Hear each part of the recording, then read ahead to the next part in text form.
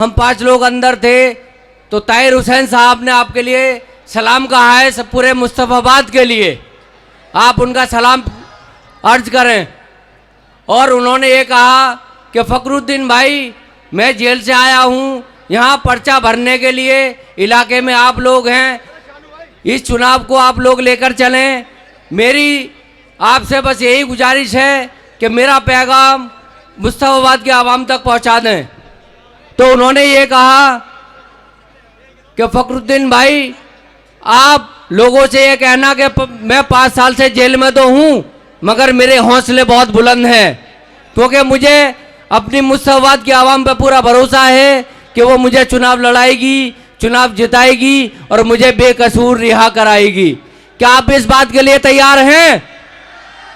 आपका एक एक वोट ताहिर हुसैन साहब को डालने के लिए तैयार हैं? तो आने वाली 5 तारीख को हमारा पतंग का निशान है और ताहिर हुसैन की शान का निशान है।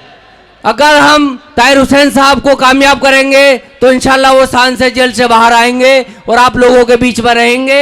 और जैसे उन्होंने पार्षद रहते हुए आपकी खिदमत की थी, उसी तरह जब वो विधायक बन जाएंगे तो उससे भी कहीं ज़्यादा आप लोगों की खिदमत करेंगे।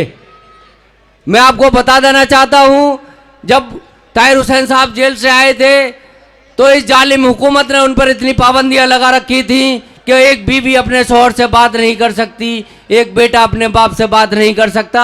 हम लोग देख रहे थे, कम से कम 40 फीट का दायरा था और दूर से हाथ हिला के एक दूसरे से कोई इशारा कर रहे थे। हमारे दिल रो रहे थे उस चीज़ को देख करके कि एक बीवी मजलूम जो 5 साल से अपने बच्चों को पता नहीं किस परेशानी से पाल रही है और उसका शौहर उसके सामने बैठा रहा, उससे अपने दिल की 2 बातें नहीं कर सकती। मेरी उनकी बेटी से भी मुलाकात हुई जो उस टाइम 10 साल की थी और आज 14-15 साल की हो गई। उसने जब मुझसे कहा कि अंकल, आप कैसे भी करके इस चुनाव को जिताइए, सब लोगों को मेरे वालिद साहब का पैगाम पहुंचाइए, क्योंकि आपके पैगाम पहुंचाने से और मेरे वालिद साहब के जीतने से मेरी वालिद साहब की रिहाई हो जाएगी। ईद बकरीद पर सबके माँ बाप घर में आते हैं, सबके बाप नमाज पढ़ के आते हैं और अपने बच्चों को ईदी देते हैं। क्या हमें उसका हक नहीं है? हम 5 साल से हम दरवाजों को तक रहे हैं कि हमारे वालिद साहब पता नहीं कहाँ से आ जाएं। तो मेरी आप सबसे यही गुजारिश है कि सब अपने एक एक वोट ताहिर हुसैन साहब के लिए डालें, उनके बच्चों के लिए डालें, उनकी रिहाई के लिए डालें। क्योंकि वक्त कम है, बातें तो उन्होंने बहुत सारी बताई थी मुझे कहने के लिए आपसे।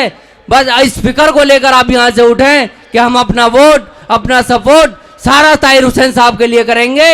अगर हम उनको वोट और सपोर्ट करेंगे, हक और इंसाफ की लड़ाई लड़ेंगे, तो इंशाल्लाह हमारी ये कामयाबी होगी। हम अल्लाह के वास्ते, अल्लाह के रसूल के वास्ते हम आपसे वोट की भीख मांगते हैं। हम आपसे केजरीवाल और राहुल गांधी के लिए भी वोट नहीं मांग रहे, हम अल्लाह के वास्ते आपसे वोट मांग रहे हैं। और मुझे यकीन है कि हर अल्लाह वाला जो अल्लाह पर यकीन रखता है और अल्लाह की जात पर यकीन रखता है, वो ताहिर हुसैन को वोट करेगा। बस मैं इसी अल्फाजों के साथ अपनी बात को ख़त्म करता हूँ, क्योंकि हमारे बोलने वाले बहुत लोग हैं और चंद ही मिनटों में हमारे बैरिस्टर साहब हमारे बीच में आने वाले हैं। अस्सलाम वालेकुम। का इजहार करें।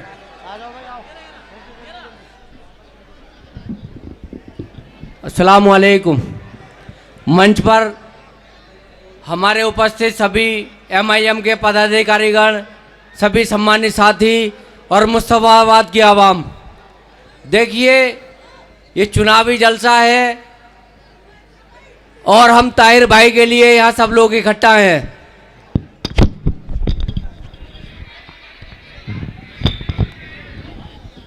देखिए, मेरी ताहिर हुसैन साहब से 16 तारीख को मुलाकात हुई थी जब वो पर्चा भरने के लिए जेल से आए थे। ताहिर हुसैन के बेटे शादाब हुसैन, मैं, ताहिर भाई और उनके 2 वकील, सिर्फ हम 5 लोग अंदर थे।